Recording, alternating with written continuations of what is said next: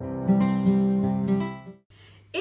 Aujourd'hui on se retrouve dans une nouvelle vidéo, donc ça va être un haul de la marque Victoria Vin. J'en profiterai également pour vous donner mon avis sur cette marque. Donc Victoria Vin, comme beaucoup de marques, c'est une marque qui est polonaise. Et moi je commande mes produits directement sur un site polonais. Donc je vous mettrai la capture d'écran juste ici, c'est le site Laki Rowo. Je ne sais pas si je prononce bien. Et au départ, je me sentais un peu perdue parce que déjà, c'est tout écrit en polonais et c'est en zloty, donc en monnaie polonaise. Mais finalement, c'est assez simple de s'y retrouver. J'avais fait une première commande l'été dernier, justement pour tester leur gel mousse. Donc c'était le tout nouveau produit, ils en faisaient la pub sur leurs réseaux sociaux. Donc contrairement au nom, c'est pas des gels qui sont en mousse parce que ça peut paraître bête, mais moi-même la première, je pensais que c'était de la mousse. Mais non, en fait, ils disent que c'est des gels qui sont auto-égalisants. Donc oui, certes, ils se lissent un peu, mais personnellement, c'est pas une texture qui me convient. Elle est trop épaisse. Je pense qu'on pourrait presque la comparer à la gamme Perfect Shape de chez Nice Company. Après, les Perfect Shape sont encore un peu plus épais. Mais moi, personnellement, c'est pas des gels avec une texture que j'aime travailler.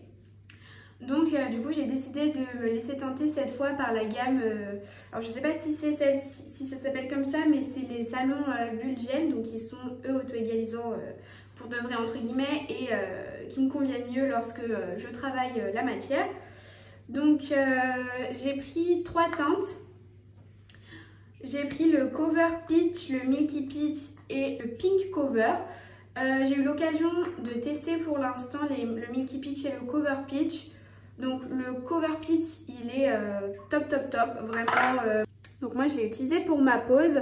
C'est la couleur que j'ai là et sous les strass on voit pas bien. Mais du coup je trouve que c'est une couleur vachement naturelle et idéale pour tout ce qui va être French et Baby Boomer.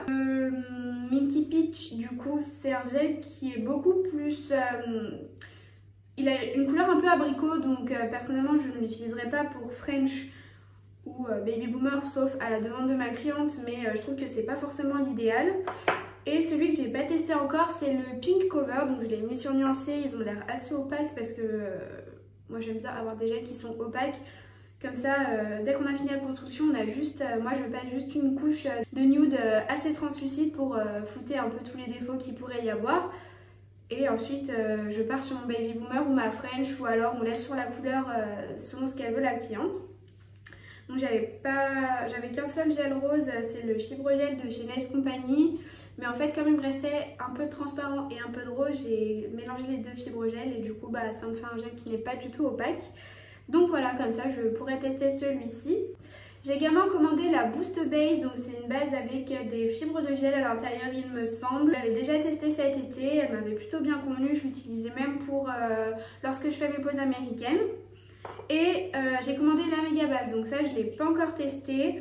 Ce que j'aime c'est qu'elle a vraiment une viscosité très épaisse, je vous montrerai de toute façon en caméra. Alors jusqu'à présent j'avais un petit plumeau tout doux pour dépoussiérer, mais franchement ça ne dépoussiérait rien du tout. En fait ça enlevait juste la poussière en surface et ça n'allait pas vraiment gratter même la poussière dans les cuticules. Donc j'ai acheté cette petite brosse là qui est vraiment parfaite. Pour le coup les poils sont vraiment très doux et pour le coup elle fait le boulot, elle enlève bien tout.